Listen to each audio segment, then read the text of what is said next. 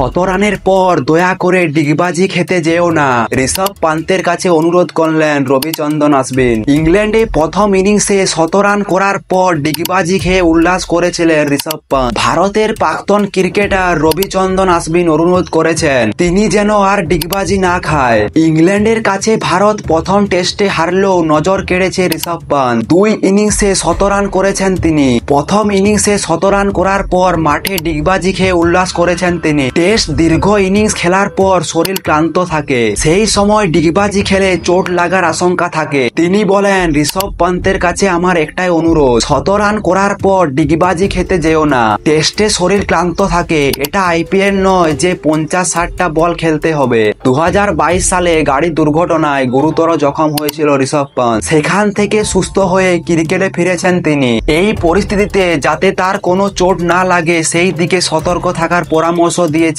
Ravichandran Ashwin. 100 run করার পর অনেকে জবাব দেওয়ার ভঙ্গিতে উল্লাস করে থাকে। অশ্বিনের মতে ঋষভ পান্তের কাউকে জবাব দেওয়ার কিছু নেই, তাই তার এভাবে উল্লাস করা উচিত নয়।